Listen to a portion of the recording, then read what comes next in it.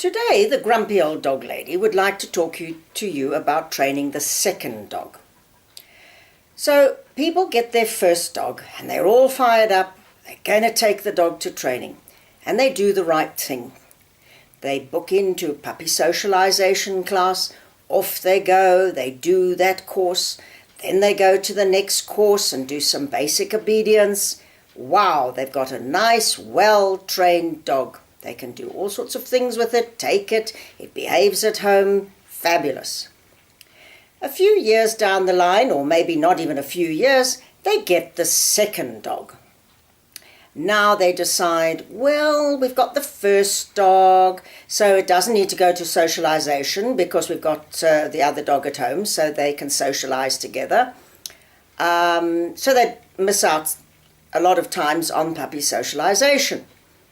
Then they decide, well, I know what to do with the second dog because I did it with the first dog, so maybe I don't need to go to the training classes. And they don't. Then I get the calls, like I did yesterday.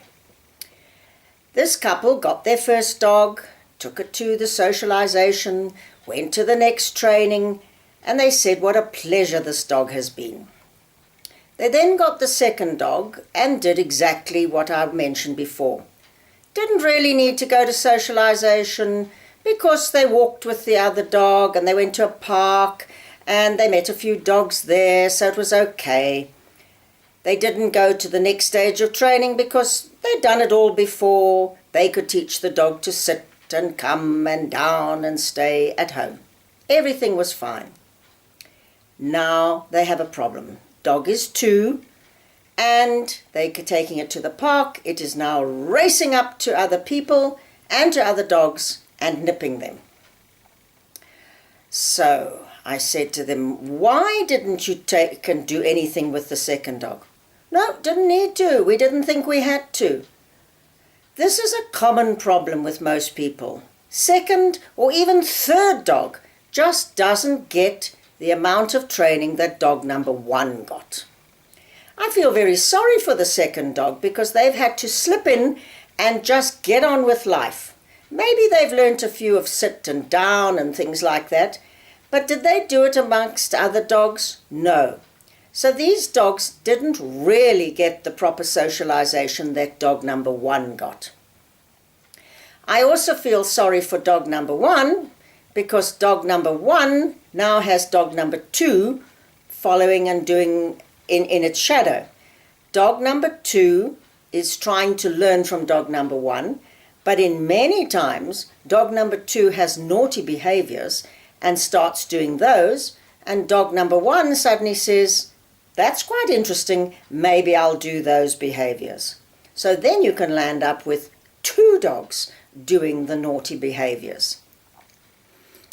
I then suggested to these people that they need to take the dogs one-on-one and work with them, particularly dog number 2.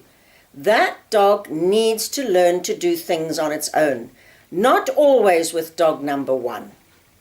So their homework is to do a lot of work with dog number 2 on its own, taking it down to the park once you've worked on the comes and the stays and things like that, and to be very careful around other dogs.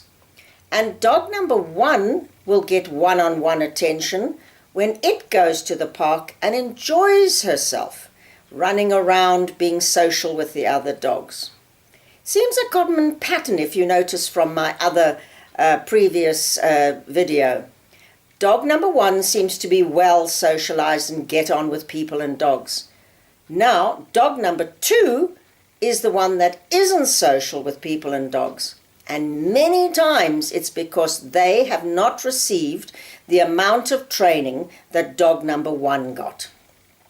So if you've got a second dog coming along, please think about it and take that dog and do all the things that you did with dog number 1. Don't let it miss out on the important part, especially the puppy socialization part. But then go on, do the next stage of training. Put in as much time and effort that you did with dog number 1. Don't assume that because you've got dog number 1 that dog number 2 is just going to slip in and be a little carbon copy of dog number 1. I want to see more of second dogs attending training instead of having to go to the house when they're older and all these problems are occurring.